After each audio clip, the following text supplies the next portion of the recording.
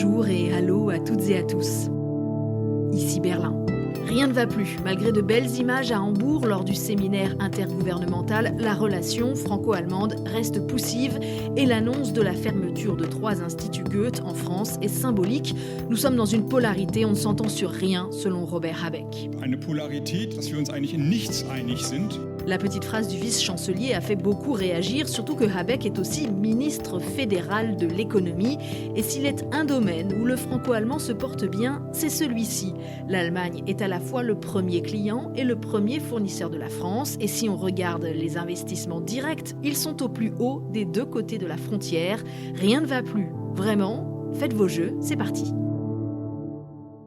Oui, c'est parti, car pour la première fois, je vous embarque dans un épisode hors les murs. Il a été enregistré en grande partie à Saarbrück, en Sarre, dans le plus petit des 16 Länder allemands, si on accepte bien sûr les villes-États comme Berlin, Hambourg et Brême. Donc la Sarre, c'est une région frontalière que les aléas et les drames de l'histoire européenne ont rattaché parfois à la France, parfois à l'Allemagne. On est vraiment dans un vivier franco-allemand et j'ai pensé que c'était un bon endroit pour illustrer le sujet de notre épisode, à savoir les relations économiques entre la France et l'Allemagne. Mais tout d'abord, on va planter le décor avec Frank Bassner du DFI. Bonjour Franck. Bonjour Hélène. Dernièrement, tu as publié une tribune dans le journal français La Croix, assez pessimiste sur la relation franco-allemande. Tu reprends l'expression de Habeck, on ne s'entend sur rien. Mais est-ce que cette morosité touche aussi les acteurs économiques ? La crise franco-allemande dont on parle beaucoup actuellement, elle concerne surtout les grands sujets stratégiques politiques. Et beaucoup moins la réalité vécue des échanges entre acteurs économiques, y compris au niveau des communes et des villes. Donc je pense vraiment que c'est les grands sujets qui fâchent actuellement. C'est là qu'il faut faire un effort sur la géostratégie, sur l'armement, sur la réforme des traités, sur le pacte de stabilité. Et là, c'est des gouvernements qui doivent agir. Il faut proposer aux autres partenaires européens des pistes de réflexion, au moins pour un jour proche, j'espère, arriver à des compromis possibles.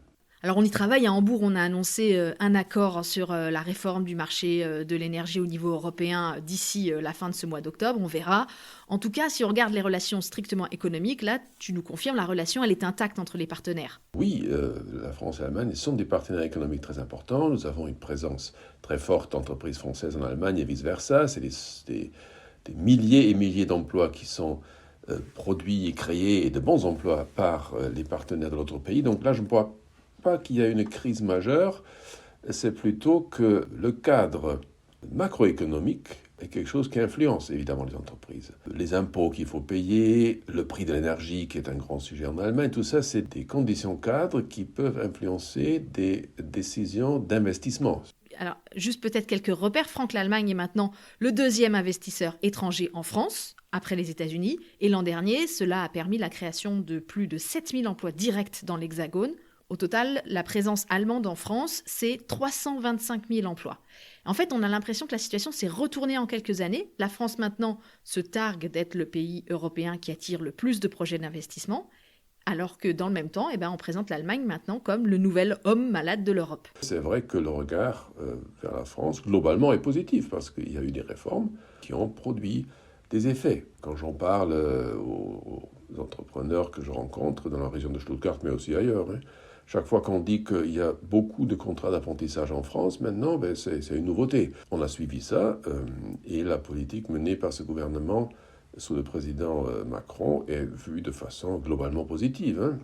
Quelle forme prennent les investissements allemands en France ? J'ai eu pas mal d'échos de PME, de provinces, comme on dit. Eh bien, c'est des investissements intéressants parce que c'est des investissements pour durer. Donc, on fait des sites de production.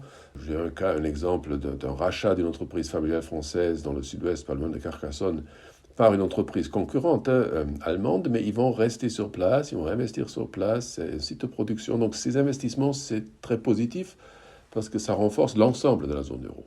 Et pourtant, souvent, dans les médias notamment, mais à culpa, le récit qui est fait autour de ces questions de rachat ou d'acquisition, il est quand même très marqué par l'idée d'une concurrence, voire d'une guerre économique entre la France et l'Allemagne, comme si les Allemands, par exemple, n'avaient qu'un seul but, c'était de tuer, de couler les filières françaises, ici ou là. Je prends l'exemple de l'industrie de la défense, là c'est très frappant, on a l'impression finalement que chacun cherche à défendre vraiment ses intérêts quasi existentiels.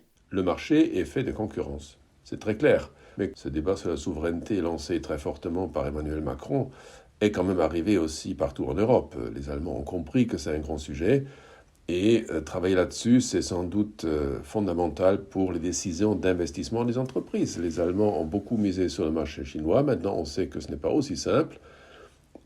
La croissance n'est pas aussi forte en Allemagne qu'ailleurs. Donc là, il faut vraiment que les entrepreneurs, les grands groupes, mais aussi les PME, travaillent ensemble pour développer des prises de position politiques, pour travailler au niveau de la Commission européenne, pour défendre leurs intérêts, parce que c'est des intérêts européens après tout.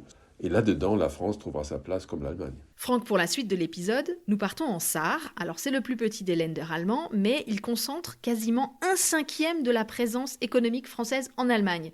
C'est devenu un argument marketing pour cette région, de moins d'1 million d'habitants. Elle a lancé il y a 10 ans ce qu'elle appelle une Frankreich-Stratégie, avec un gros effort fait sur l'apprentissage du français. L'idée, c'est qu'on puisse faire toutes les démarches administratives, économiques, etc. dans les 2 langues, à court terme. Et sur le papier, on se dit vraiment qu'on tient là une région pionnière, non ? Depuis de longues années, la Commission européenne considère les espaces transfrontaliers, donc de proximité des anciennes frontières, comme étant un laboratoire. C'est très bien. Quand on regarde la réalité économique, ce n'est pas aussi simple que ça, car évidemment les systèmes administratifs sont en place, les systèmes de formation professionnelle ne sont pas forcément les mêmes entre la France et l'Allemagne, les travailleurs frontaliers ont aussi leurs problèmes qu'on a vus pendant la pandémie, donc ce n'est pas aussi simple que ça, ce n'est pas la proximité qui va garantir un succès de coopération. Mais il est vrai que le potentiel est là et une région comme la Sarre, comme le Rhin supérieur, essaye d'en profiter, mais nous savons que les entreprises ne sont pas toujours très satisfaits des conditions juridiques, des problématiques justement administratives transfrontalières. Et c'est ce qu'on va voir maintenant, avec tout d'abord la visite d'une entreprise. Alors on part dans une PME allemande, 1 siècle d'existence et de production dans un secteur classique de l'industrie, la métallurgie. Le siège est à Saarbrück et le patron, il est bien allemand, même si ça s'entend à peine. Comme il le dit lui-même, le transfrontalier, c'est l'ADN de son entreprise. Saarmetall a 2 usines en Lorraine depuis 1935. David Philippot.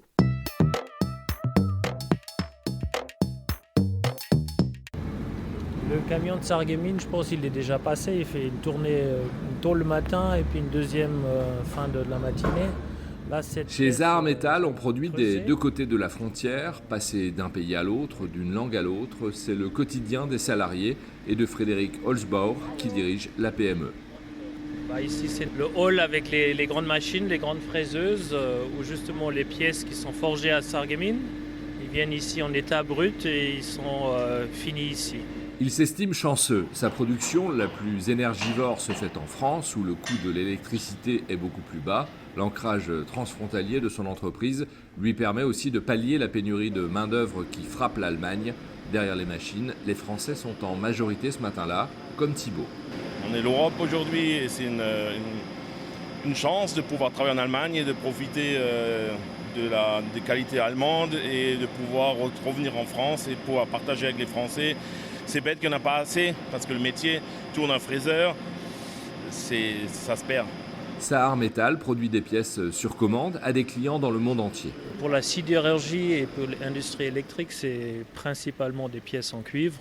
Pour l'automobile, c'est plutôt des pièces en acier. À l'étage, le service comptabilité ou fiscalité travaille aussi complètement avec des équipes binationales. Pas le choix, explique Frédéric Holzbauer, la frontière bureaucratique n'est pas abolie. La politique pense européen, mais après dans la mise en œuvre, souvent elle reste quand même assez nationale. Donc pour nous, toutes les choses qu'on fait, on doit faire 2 fois. Une fois pour la France, une fois pour l'Allemagne. À ses côtés, Frédéric Berner, le directeur général de la Chambre de commerce et d'industrie française en Allemagne, acquiesce. Il se trouve qu'il y a encore des points de vue, des façons de gérer les affaires très différentes entre les Français et les Allemands, et ça, c'est un choc culturel. Ça reste encore un casse-tête de mener des affaires dans les 2 pays. La CCI France-Allemagne a déjà accompagné plus de 1600 projets économiques. Pour réussir en Allemagne, il y a un maître mot qui est important de comprendre dès le début, c'est la confiance. Et donc, très concrètement, quand un entrepreneur français vient nous voir, la première chose qu'on lui propose de faire, c'est de monter une antenne commerciale, de mettre en place une adresse, un numéro de téléphone en Allemagne, de mettre à disposition des personnels bilingues, bref, faire en sorte qu'il soit perçu aux yeux de son futur client allemand comme s'il était un fournisseur local. La confiance, mais pas forcément au plus haut niveau. Pour le patron de Saar Metal, les frictions actuelles entre Paris et Berlin n'ont pas de conséquences sur son activité. Sur le plan professionnel, on voit aucun changement. Je dirais, on travaille très étroitement aussi avec les clients, les fournisseurs. Ça reste pareil. Frédéric Berner confirme. De ce point de vue-là, il ne faut pas non plus être naïf. Cette amitié franco-allemande n'est pas nécessairement ni un ressort, ni un frein à l'émergence de courants d'affaires entre les entrepreneurs. Et ce n'est pas parce que l'amitié franco-allemande se porte bien et qu'un entrepreneur ne va pas peut-être décider d'arrêter de travailler avec un fournisseur ou de commencer à travailler avec un fournisseur. L'exemple de la Sarre lui donne raison. Les échanges intenses avec la France n'ont pas cessé quand le territoire a été rattaché à la RFA en 1957. Aujourd'hui, ce tout petit land représente 1% du PIB allemand, mais il héberge 17% des filiales françaises en Allemagne.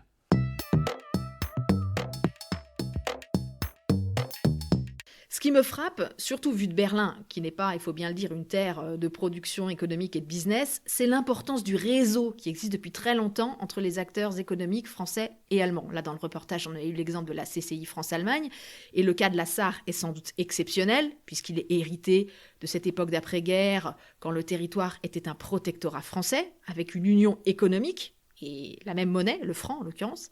Mais d'une façon générale, on compte 19 clubs des affaires franco-allemands. Il y a aussi une chambre franco-allemande de commerce et d'industrie. Il y a régulièrement des événements, comme le Forum des entreprises, qui a lieu ces jours-ci au congrès de la Fédération des acteurs franco-allemands pour l'Europe. Et je pourrais aussi citer, par exemple, les journées franco-allemandes de l'économie, etc., etc. Et depuis quelques années, il y a un autre acteur intéressant, un acteur sarrois, c'est le pôle franco-allemand. Son responsable, c'est Michael Hess. Bonjour. Bonjour, madame. Vous êtes directeur à la banque franco-allemande de la Saar LB. Première question un peu générale. L'Allemagne et la France, quand même le rappeler, c'est 40% du PIB de l'Union européenne. Donc là, on comprend pourquoi on parle d'un moteur pour l'Europe. Est-ce que c'est un constat que vous partagez ? Pour commencer, il est vraiment important de savoir qu'on parle du numéro 1 et du numéro 2 dans la zone euro, dans l'Union européenne, dans le monde économique. C'est vraiment la base. Pour donner un chiffre, le commerce externe entre les deux pays s'élève à un niveau de 180 milliards d'euros. Dans l'année 2022, c'est un niveau record pour les deux pays. Et si on regarde les investissements directs entre l'Allemagne et la France, je prends un chiffre, par exemple, la France en Allemagne, on avait un montant de 32 milliards d'euros d'investissements directs en 2021. Je ne connais pas encore les chiffres pour 2022, mais c'est vraiment la base pour décrire un peu ce qui s'y passe dans le quotidien, dans le franco-allemand. Pourtant, en ce moment, la relation franco-allemande, elle est compliquée, mais quand on vous entend, on se dit que le monde des affaires n'est pas concerné par cette morosité. Alors, ce que je peux vous dire, dans notre travail quotidien, dans une zone frontalière, bien sûr, on est ici à Saarbrück, on constate que les niveaux élevés qu'on a déjà depuis des années se développent constamment.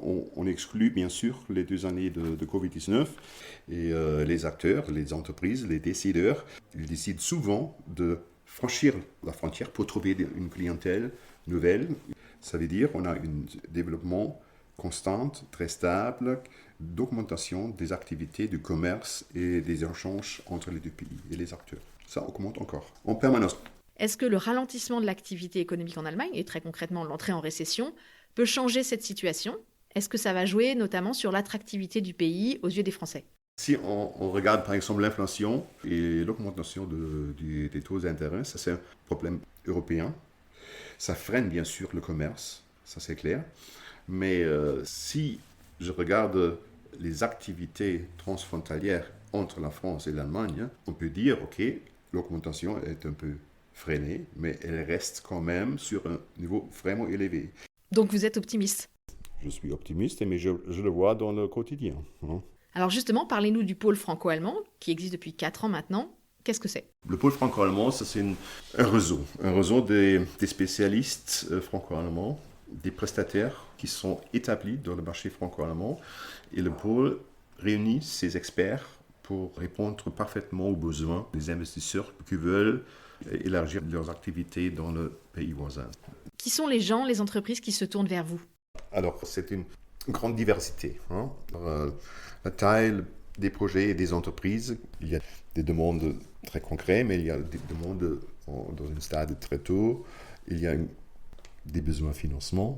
On a des thèmes sur la gestion des ressources humaines.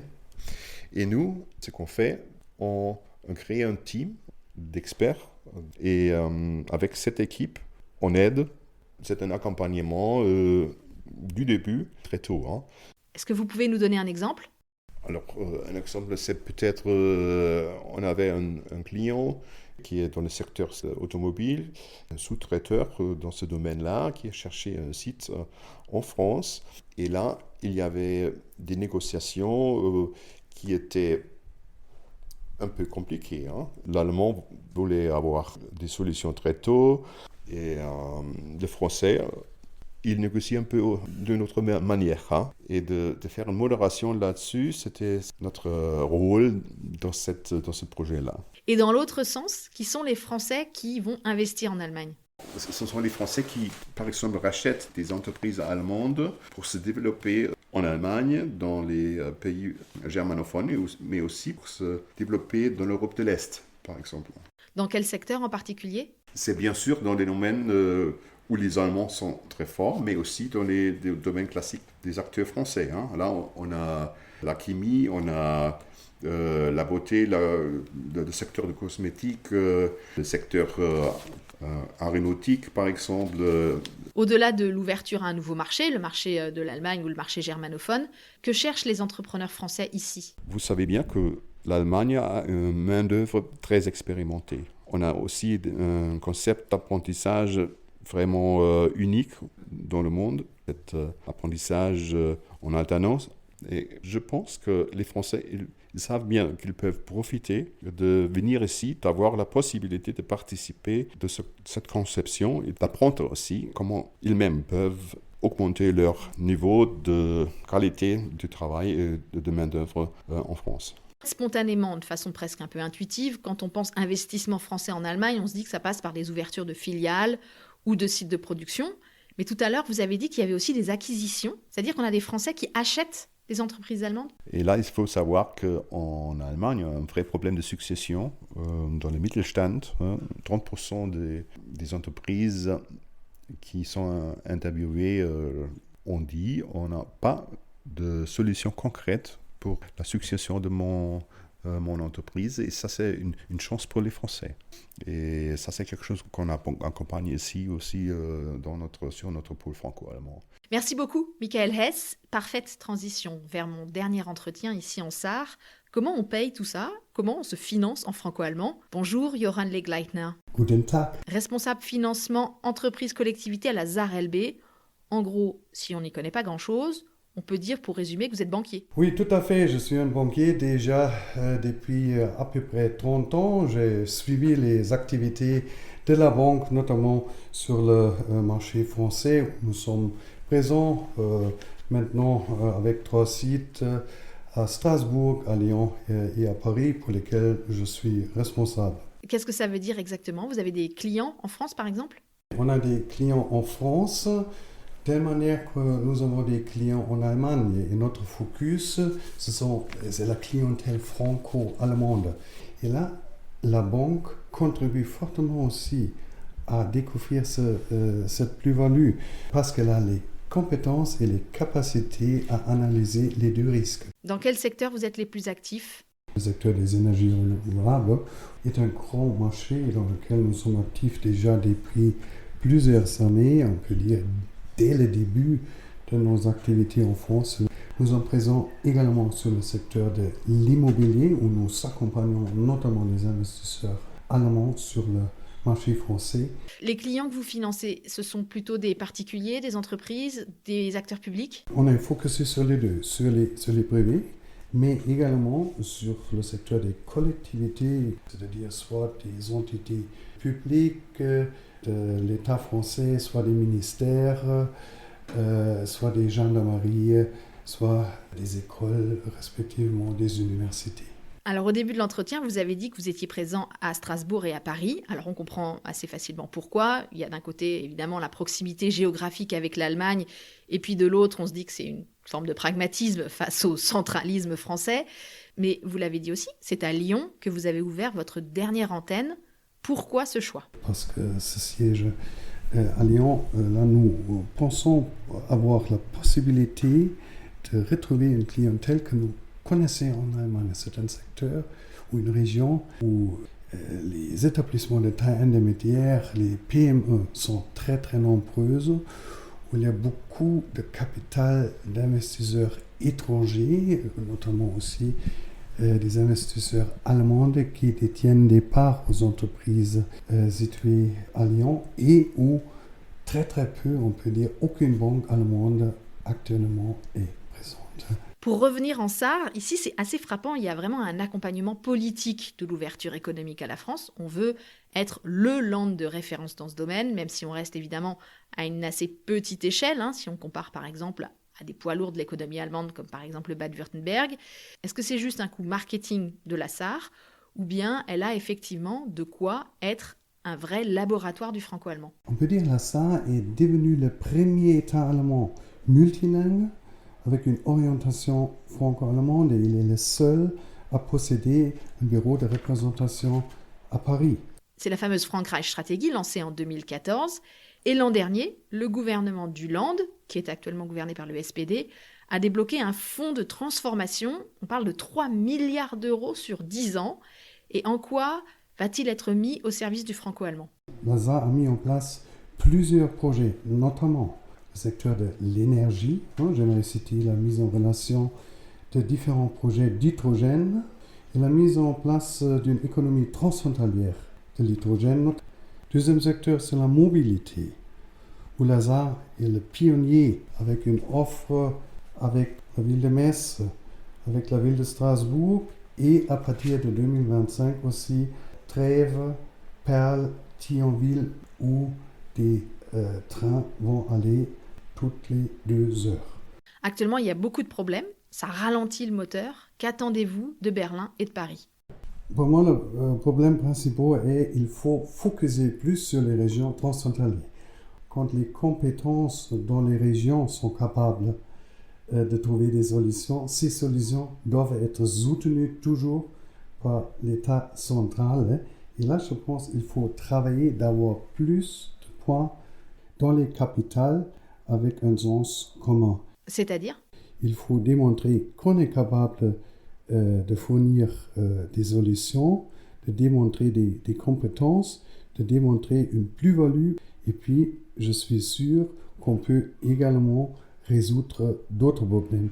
Et il faut toujours agir en tant que pionnier, on peut dire, de solutions de problèmes en détail pour pouvoir aussi contribuer aux grandes solutions. Merci beaucoup, Joran Leglagner. Et merci à vous toutes et tous d'être restés jusqu'ici. Le franco-allemand n'a pas bonne presse en ce moment, et si vous êtes encore à l'écoute, c'est que cela vous préoccupe. Ce podcast est là aussi pour ça, pour créer un espace d'échange et une plateforme commune, parce qu'on n'a jamais eu autant besoin de se connaître pour mieux se comprendre. Merci à tous les Sarrois, qu'ils soient français ou allemands, qui ont contribué à cet épisode, qui ont soutenu aussi sa production. Merci au DFI. La musique, comme toujours, est signée Aloïs Kerek. Le podcast avec un K revient dans 2 semaines. Je m'appelle Hélène Cole avec un K et je vous dis à bientôt. Bis bald.